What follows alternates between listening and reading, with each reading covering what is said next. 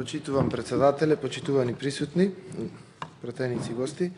Се јавив по овој амандман, меѓутоа сакам генерално неколку зборови да кажам за амандманите кои што се предложени од опозицијата. Ја жалам што денеска не е присутна во салата опозицијата и што не можеме да имаме една дебата на аргументи, туку ќе треба да си дискутираме самите на себе. Ние како владеачко мнозинство не сакавме да наликуваме на претходните состави, каде што амблок сите амандмани беа отфрлани од страна на власта и оние кои што беа издржани и оние кои што, еве да речам, можеби и не биле толку издржани.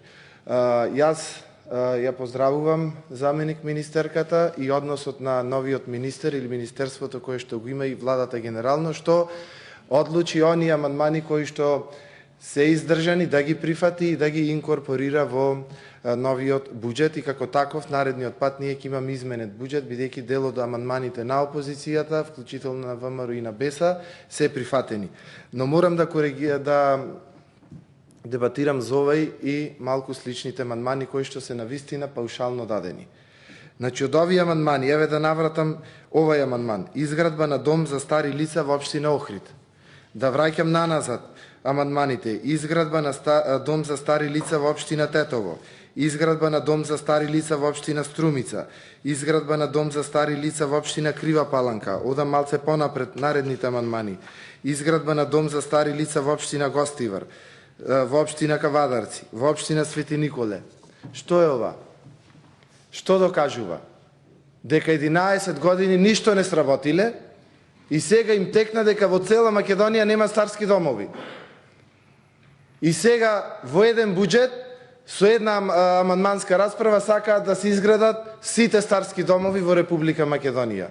Сакаат да се направат сите, да речам, зелени површини, паркови предлагаат, што ли уште не. Па што правеле овие луѓе 11 години? Не се, тука не можам да дебатирам. И што е најсмешно, од една иста ставка ги бараат сите пари. Значи од Македонска филхармонија, од 600 милиони денари на секој амандман предлагаат да се намали за филхармонија кој што тие изградија на 580 милиони. И што ќе личеше сега овие стотици амандмани ако ги прифатеше министерството, ова филхармонија не да немаше пари, во минус ќе влезеше и кредити требаше да се земи. Секој амандман од 600 милиони да се намали на 580 милиони, 20 милиони додат за Охрид, 20 милиони додат за Тетово, 20 милиони додат за Крива Паланка, 20 милиони за не знам каде. Ами 20, а ист ги предлага. Ист предлагач. Сашо Василевски, Горан Манойлов, Љубен Арнауд. Добро кога ги пишува, не гледа дека еднаш таа ставка предвиделе од 600 милиони да се намали на 580. Ами тој амандман ако се прифатил, како се другиот го предлагаат, истата ставка, истата сума.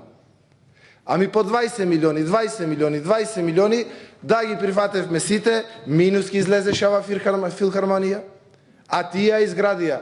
Наместо да речат, срамота сме оставиле во долг, сме изградиле нешто на новата влада, сме му оставиле милионски долгови и ова влада сега решила да го покрие долгот и да излезиме од долг за филхармонија, тие не, уште да имало долг, ама не, уште да се зголеми долгот. Затоа што вака ако се тргнало, ќе треба уште 3 пати по толку пари за да овие нивни проекти ги завршиме. И стварно сакам затоа излегов македонската јавност да знае дека овие амандмани тотално немаат врска со реалноста и со она што треба да значи реално предложен амандман. Седнале во еден ден напишале амандмани и само менувале градовите, сумите се внатре, исто така не се работи. Ако се сакаше да се дебатира за буџет, требаше да си седнат колегите, да го простудираат буџетот и навистина да ни донесат издржани амандмани. Ова значи дека не знаат што предлагаат, второ, дека ништо не сработиле во овие изминати 11 години и сега сите нивни аномалии сакаат новата влада во еден месец да ги реализира, односно да ги подобри. Толку ви благодарам. Јас не сум член на комисијата, меѓутоа ги поддржувам колегите кои што ги одбиваат амандманите, бидејќи стварно овие амандмани се и за одбивање. Благодарам.